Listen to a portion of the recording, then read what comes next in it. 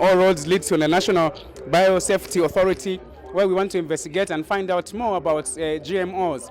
We recall very well that in the Monasa era, there was contention whether these things should be allowed in the country. And we look forward to hearing more from the experts what should happen and what safety measures are put in place to ensure that there's proper regulations in that respect. Join me as I interview the experts. All right, so I'm joined by Mr. Christopher Simutala at the National Biosafety Authority, who will take me through what they are exhibiting this year at the trade fair. Sir, welcome to the interview.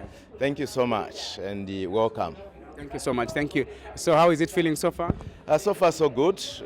We've come to exhibit and show the public what the National Biosafety Authority is all about. The National Biosafety Authority is a regulated body, it's a statutory body under the Ministry of Green Economy and Environment, and it was established because of the Biosafety Act number 10 of 2007. So our main thrust is to regulate all activities involving genetically modified organisms, meaning their products and the technology. So whoever wants to deal in genetically modified organisms, they want to research in genetically modified organisms, they want to come up with vaccines, they want to come up with foodstuffs that are varieties that are answering to climate change issues, because climate change has come to stay, and climate change is here, and it has brought pests, it has brought diseases, it has brought all sorts of challenges, and all those challenges actually require the application of biotechnology. So people can actually manipulate organisms to come up with better varieties that will be able to withstand drought, that will be able to withstand pests and diseases. Genetically modified organisms are actually products that come out of biotechnology. Some of them can actually be used for gene therapy to treat human beings for certain genetic disorders. They can actually be used to treat certain conditions. They can actually be used to treat even the COVID vaccine that we're using. You can actually modify organisms and come up with a COVID vaccine like the AstraZeneca, Johnson & Johnson, the Pfizer and the Moderna that we're using in our country against COVID. So it's the quickest way of coming up with products that you can use for human beings, animals, as well as the environment. And the key thing is that whilst that technology is being done, there is this element of ensuring safety. So we have standards that we use, and biosafety standards are meant to ensure safety for human beings, animals, and the environment. So the application of this technology can actually be done in so many ways. And that's why this theme that we have for this year, for us we are saying regulating biotechnology to ensure biosafety in a bioeconomy environment where we have partners, and we can trade and invest within this kind of environment. And in a bioeconomy, there is increased productivity. In a bioeconomy, you can actually clean up environments by using gene modification. You can biomine and clean up certain environments that are contaminated because of mining. So biotechnology is a science in the now, and we are here to regulate the technology. We are here to inform the public what we do so that they know we are there to ensure safety for human beings, animals, and the environment. In a nutshell, what investment have you made, speaking to the theme, to ensure that safety is guaranteed?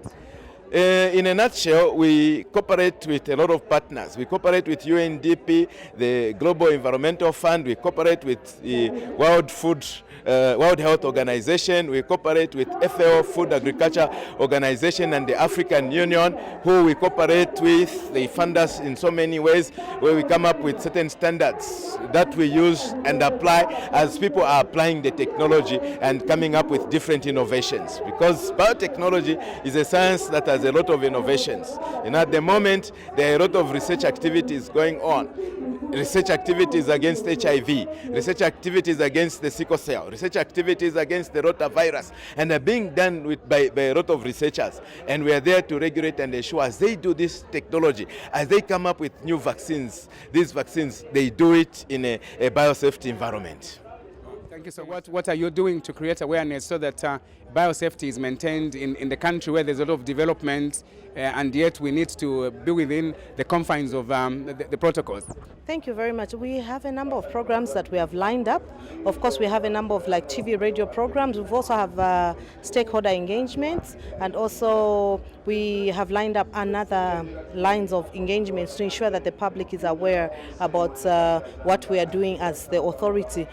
Recently, we had an engagement with the chiefs, the House of Chiefs, during their sittings. We had a sensitization meeting with them. We know that chiefs play a very key role in terms of awareness with their subjects, so we did engage them, and we are very hopeful that they'll take back the message to their subjects. And of course, we're not ending there. We have lined up programs to go also into these chiefdoms, also to interact with the people in the chiefdoms, and also just to let them know about the National Biosafety Authority, what we do and what is expected of them in terms of adherence to the Biosafety Act. We want to also make sure that they know that the Act is there to be followed. In case they contravene the Act, there are penalties that one may suffer. For example, one can pay up to 500,000 penalty units, or they can be jailed up to 15 years, or both. So we want to make sure that people are complying. Of course, of late we have seen that there's been in terms of compliance levels, they've increased. We've seen a lot of people trying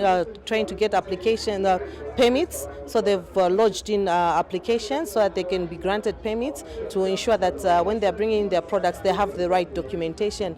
We are also planning on engaging senior government officials, and we hope before the end of the day, if all things being equal, to engage also the members of parliament, because we also know that they are key.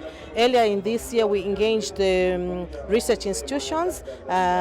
Research is one of the other areas that we do regulate, and the information that went out there, I think we received very good feedback. We've also engaged even the distributors and the suppliers, so that they are also aware that when they get the permits, if someone comes to buy a product from them that may contain GMOs and they want to resell, all they need to do is to grant that person a copy of the permit. So which means if there's a small supplier, maybe someone that has a corner shop, a cantemba, and they buy from these big distributors, they will not go through the application process. They'll only need to get a copy of the permit from the suppliers, and then they'll be able to trade freely. So we are encouraging people to come forth to get the permits in case they want to trade in any activity that may involve GMOs, if they want to conduct research as well, even when they want to transit a product. For example, recently we had a number of applications for authorization to transit products from South Africa to DRC. This is mealie meal. I think it was an issue that was a little bit hot at some point. We are still actually granting the authorization, because mealie meal is still passing from South Africa to DRC. So we have two entry points. We have Chirundu, and we also have Kazungola, and we have two exit points, Mwami and Kasumbalesa. So we have seen that the transit also, you need authorization. If they do not have authorization, we've seen trucks being stopped there until they get the authorization so that they transit. We have a narrative where we know that GMOs were challenged at one time in the reign of the Monawasa, and now I'm being educated that we are using GMOs, or we need GMOs. Can you clarify the narrative so that it doesn't leave a dark spot? Okay. Yes, it's true. During the Monawasa period, I think it was a time that there was that controversy of the no GMOs, but the coming in of the Biosafety Act gives us that mandate to regulate GMOs, which means we are authorized to grant permits, and these GMOs can only come through the country through the NBA when they have been authorized through the usual, the one that I was explaining, the application process. So at the moment, the country does allow GMOs. So the notion that GMOs are not allowed into the country is not working. The current situation is that we do allow GMOs, but only through after authorization from the National Biosafety Authority, after we have conducted a risk assessment. Because before a product is allowed into the country, we do conduct risk assessment, and this risk assessment is conducted by a team of scientists of various backgrounds, depending on the product that an application has come forth. If it's food, we have the food experts. If it's pharmaceuticals, we also have the experts in that area. So they come together, they sit, analyze, and then they make a recommendation to the board. Depending on the outcome, the board can either grant or reject the application. So what one needs to do is to make sure that they obtain a permit from the NBA, and then they'll be able to trade freely or conduct research freely. Well, we thank you so much. It's great covering you. And what's your take on Prime TV? How is Prime TV doing so far? So far, so good. I think you guys are coming up very strong. It's like you're coming from behind after that closure. So far, so good, and I must commend you that you're doing a very good job. Thank you. Thank you so much.